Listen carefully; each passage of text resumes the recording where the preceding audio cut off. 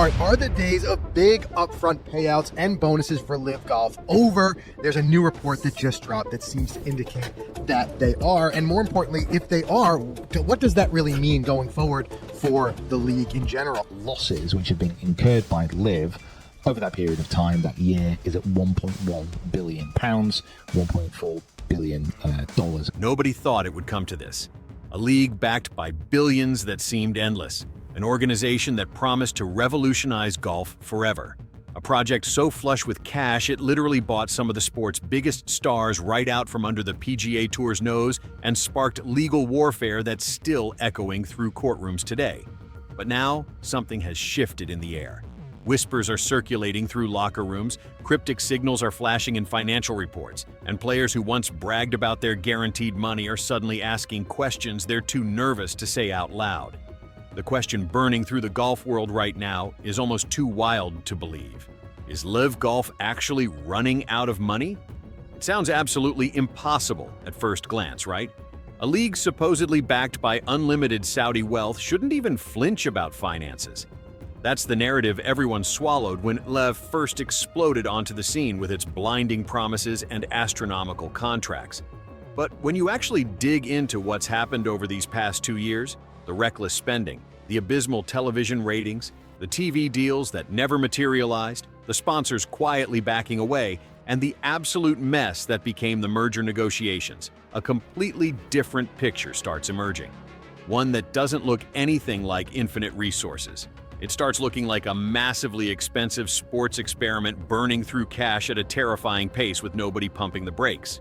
From day one, the numbers never added up. A brand new league throwing around cash like it grew on trees, handing out contracts worth $100 million, $150 million, with whispers of bonuses pushing past $300 million paid entirely up front.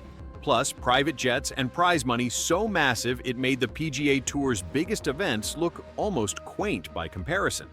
Nobody questioned it initially. Everyone just shrugged and said Saudi money is endless.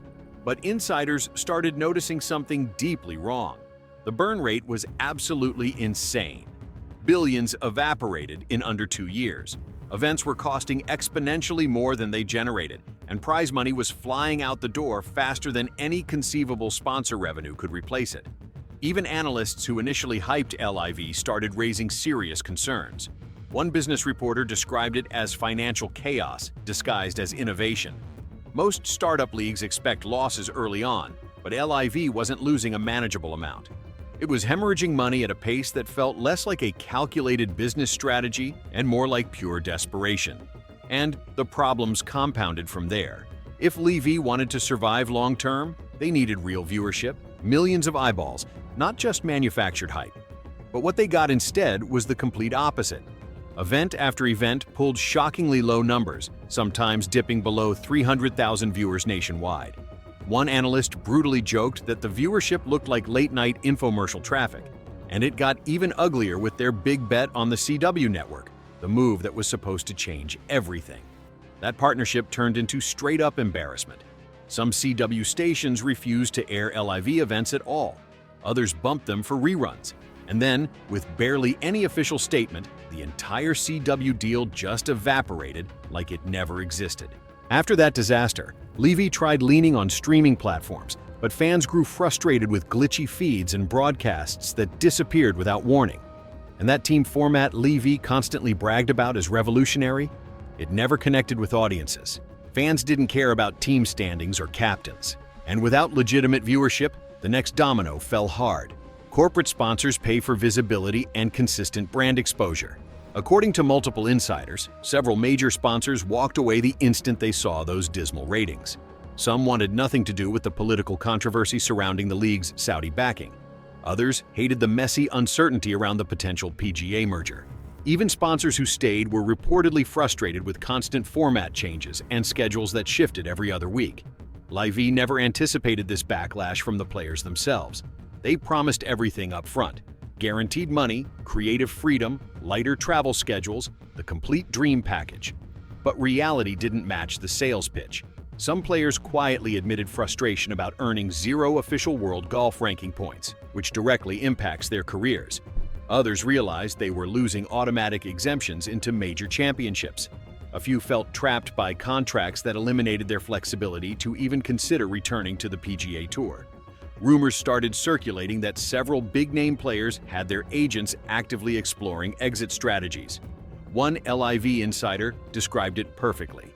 Everyone was riding high when the money first hit their accounts, but after that honeymoon phase ended, a lot of guys realized they'd traded prestige and legacy for financial uncertainty. And that uncertainty intensified dramatically once the merger chaos erupted. The merger announcement absolutely shocked the entire golf world. Even LIV's own players had zero advance warning. It dropped out of nowhere with no concrete plan, no specific details, and zero clarity. Within weeks, U.S. government investigations opened up. Deadlines got repeatedly missed. Negotiations stalled completely behind closed doors. Trust between PGA Tour leadership and LIV officials shattered almost immediately. LIV players worried the merger would crush their negotiating leverage. PGA Tour players felt utterly betrayed. Industry analysts said the merger looked like a desperate last-second attempt to financially stabilize both struggling entities. But the real chaos was happening inside LIV itself. When a league is financially solid, you see unity and clear messaging. LIV showed the complete opposite. There were sudden executive departures, key leaders stepping away without explanation, team captains angry about arbitrary roster changes, players confused about bonus structures, and deeply mixed signals about the league's entire future. Even the players stopped talking with their previous confidence. Those loud, defiant interviews from 2022 transformed into cautious, carefully worded responses by late 2024. But the biggest warning signs were sitting right there in the cold financial numbers. Industry analysts estimated LIV's yearly losses at over $200 million minimum. Some believed the real number was closer to $400 million annually. Combine that with massive upfront player contracts, constant international travel expenses, extensive marketing spending, and expensive event operations, and insiders started warning that the entire business model was mathematically impossible to sustain. Then add failed attempts to secure stable U.S. television deals, weak investor interest in team ownership, barely any major corporate sponsorships, and soft ticket sales. The financial picture looked drastically worse than anyone publicly acknowledged. If you're loving this story, make sure to hit that like button and subscribe so you don't miss any of the biggest moments in golf. The truth is, LIV's future likely depends on decisions being made right now in closed-door meetings nobody gets to witness. Insiders say the pressure from PIF has fundamentally shifted, not to spend more money, but to finally show actual returns and genuine stability.